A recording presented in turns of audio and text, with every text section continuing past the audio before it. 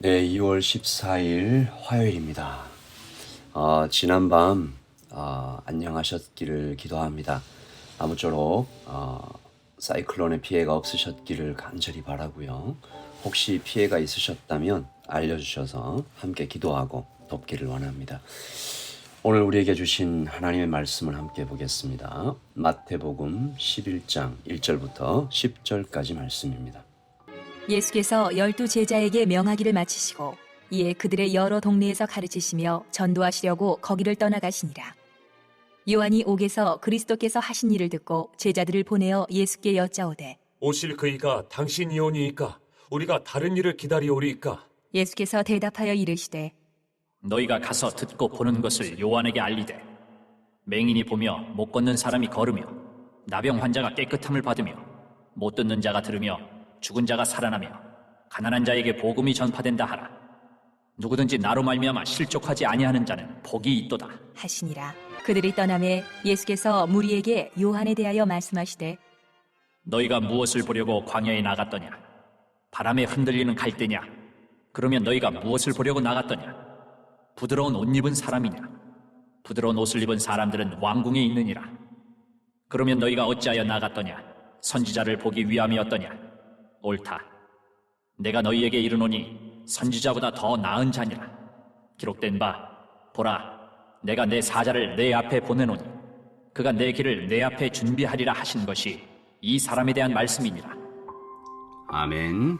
하나님의 말씀입니다. 한번 더 읽으시면서 묵상하시겠습니다.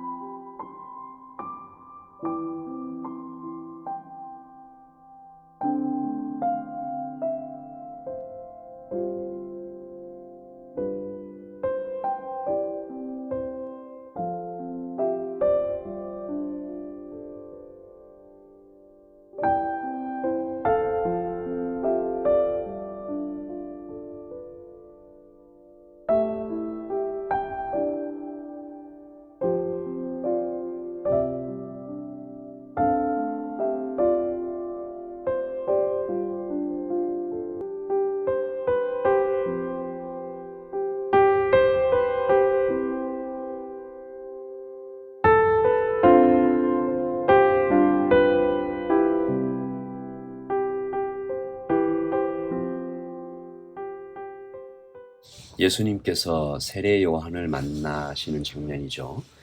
이 세례 요한만큼 하나님의 사명에 충실한 삶을 살아낸 사람이 많지 않죠. 그는 자신을 가리켜 광야에서 외치는 자의 소리라고 했고, 길을 준비한다. 주님이 오실 길을 준비한다.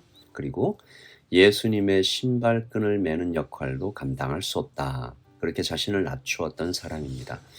자신을 소리라고 했으니까 의지가 없이 그저 순종한다라는 뜻이고, 무엇으로 보나 자신이 주인공이 될 생각은 조금도 없었으며 예수님을 높이고 오실 메시아를 경배하고 그것에 집중된 사람이죠. 그런데 그런 세례 요한도 흔들리고 있습니다.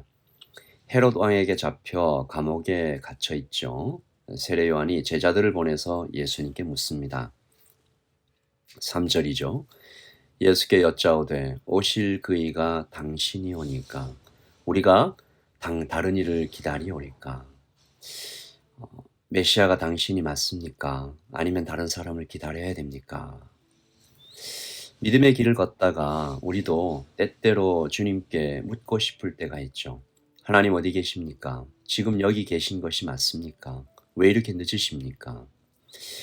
어제 한 목사님께서 페이스북에 어떤 글을 쓰셨는데, 이 글을 보면서 오늘 본문의 이 세례 요한과 좀 겹쳐졌어요. 제가 한번 읽어보겠습니다. 하나님, 우리 인간은 하나님에게 어떤 존재입니까? 우리 인간에게 개미 정도의 가치, 그 정도라도 있는지요? 우리 인간들도 한 방에 수만의 개미들을 죽이지는 않잖아요. 누군가 자비와 긍휼을 베풀어 달라고 기도하더군요. 그런데 사람들이 이렇게 많이 죽었는데 어디에서 자비와 긍휼을 찾을 수 있나요? 주님, 이건 좀 너무한 것 아닌가요? 하나님의 뜻은 이렇다 저렇다 다들 나팔을 불지만 도통 모르겠습니다. 하나님의 마음과 속을. 이 목사님은 이번 튀르키예 지진의 참혹한 현장과 사망자들을 지켜보면서 마음이 많이 상하셨던 것 같아요. 세례 요한도 그랬을까요? 정의를 외치다가, 회개를 외치다가, 주님의 길을 따르다가 감옥에 갇혀 죽음을 기다리고 있는 자신을 바라보며 변하지 않는 세상을 바라보며 낙심했던 것일까? 그러나 주 예수님께서 오늘 세례 요한과 또 우리에게 말씀하십니다. 6절이죠. 누구든지 나로 말미암아 실족하지 아니하는 자는 복이 있도다. 이 세상 살아갈 때 실족할 일이 꽤나 있다는 얘기입니다. 사단은 성도들을 믿음에서 떨어뜨리기 위해 온 힘을 다하게 있죠. 그때나 지금이나 마찬가지인 것 같아요. 오클랜드에도 지난 홍수의 여파가 채 가시기도 전에 또다시 사이클론이 몰려오고, 이런 지금을 살아가며 우리의 마음은 어디에 있는 것일까? 주님은 오늘 우리에게 말씀하십니다. 실족의 이유가 정말 어디냐? 낙심의 이유가 어디 있느냐? 세례 요한을 따르며 환호했던 이들에게 물으십니다. 무엇을 보려고 광야에 나갔느냐? 8절이죠. 그러면 너희가 무엇을 보려고 나갔더냐? 부드러운 옷 입은 사람이냐? 부드러운 옷을 입은 사람들은 왕궁에 있느니라. 세례 요한에게 사람들이 기대한 것이 무엇이냐라는 질문이죠. 바람에 흔들리는 갈대냐? 부드러운 옷 입은 사람이냐? 선지자냐? 여러분, 기대가 다르면 요구가 달라지죠. 요구하는 것이 다르면 태도도 다르기 마련입니다. 오늘 아침에 우리도 이런 질문을 좀 드려봤으면 좋겠어요. 예수님께 어떤 기대와 어떤 요구, 무엇을 바라고 그 바라는 것에 따라서 예수님께 어떤 태도를 가지고 있는가? 우리가 혹시 예수님을 믿어서 부드러운 옷, 좋은 옷 입는 축복을 받기 원하고 있다면 오늘 아침 생각을 바꿔 먹어야 할 것 같습니다. 우리 혹시 오해가 없으시면 좋겠는데 예수님은 우리 인생들에게 이 땅의 축복을 약속하신 적이 없습니다. 우리가 오해했을 뿐이에요. 예수님은 우리의 영혼에 관심이 있으세요. 영혼을 살리기 위해서라면 예수님은 우리가 100번도 더 넘어지는 것 기꺼이 허락하실 거예요. 그렇게 해서 우리의 영혼이 살아난다면 예수님은 그것을 허락하실 거예요. 우리에게 인생의 축복을 주시는 이유도 우리의 영혼이 잘 되게 하기 위해서인 거죠.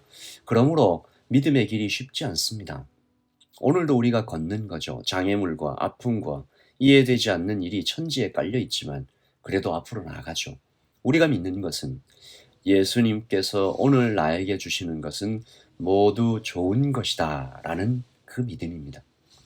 주님께서 또 나를 위해서라면 기꺼이 죽으실 수 있는 이미 죽으시는 그런 분이라는 것입니다. 그분은 사랑하는 자녀 나를 향해서 나를 살릴 수 있다면 죽음의 길을 걸어가는 것 조금도 망설이지 않으실 것입니다. 이런 사랑을 믿지 않으면 우리가 무엇을 믿을까요? 지난 몇 주간 내 안에 가짜신 몰아내기를 주제로 말씀을 나눴습니다. 새삼 복음이 위대하다라는 것을 느끼고 동시에 내 안에 이렇게 많은 우상들이 있는가 확인하면서 좀 끔찍해 했었던 것 같아요. 그리고 생각보다 우상 몰아내기 과정이 아주 어렵구나. 마음이 좀 힘들었습니다. 아브라함의 마음속에 아들 이삭이 우상이 되어버리자 하나님께서는 그 이삭을 제물로 바치라. 저는 아직도 모르겠어요. 아브라함이 아들을 데리고 걸었던 그 길, 올라갔던 그 산, 칼을 들어 내려치는 그 순간까지 아브라함 속에서 일어났던 이 마음의 폭풍을 감히 이해하기 어렵습니다. 여러분, 그만큼 어려운 거예요. 세례 요한도 의심했고 아브라함도 죽을 것 같았으며 이 땅의 수많은 믿음의 선배들도 낙심하고 넘어졌었습니다. 다시 일어났지만요. 오늘 아침 또다시 우리가 기도하는 것입니다. 주님, 우리를 불쌍히 여기소서. 낙심치 말게 도우소서. 우리는 아주 연약합니다. 또 한 발자국, 또 한 번의 숨, 또 한 번의 호흡, 또 한 번의 날을 살아갈 수 있도록 우리에게 힘을 주시옵소서. 주님, 우리가 예수님께 바라는 것이 다만 인생의 축복뿐이라면 우리가 얼마나 불쌍한 사람들인지 모르겠습니다. 영생을 바라보며 하나님의 나라를 바라보며 영원한 것을 바라보며 하나님 우리가 걸어갈 수 있도록, 그래서 낙심을 넘어 소망을 품을 수 있도록, 영광을 바라볼 수 있도록 주님 우리에게 힘을 주시옵소서. 주님 사랑합니다. 우리 같이 기도합니다. 하나님 아버지, 힘을 주시옵소서. 튀르키예 지진 때문에, 하나님 또다시 오클랜드에 몰려온 이 폭풍 때문에 마음이 많이 상하고 어렵습니다. 주님 우리에게 힘을 주시옵소서. 불쌍히 여겨 주시옵소서. 다시 일어나게 하여 주시옵소서. 이 생의 축복이나 안전이나 하나님 존엄이 아니라 주님 안에서 얻어지는 존엄과 안전과 영광을 바라볼 수 있도록, 하나님의 나라를 소망하며 걸어갈 수 있도록 우리의 눈을 여시고 우리의 마음을 단단하게 하여 주시옵소서. 견고하게 하여 주시옵소서. 하나님, 모래 위에 세운 집이 아니라 반석 위에 세워진 집 같게 하여 주시옵소서. 주님, 우리의 손을 붙들어 주시옵소서. 옷자락을 붙잡습니다. 안아주시옵소서. 이끌어 주시옵소서.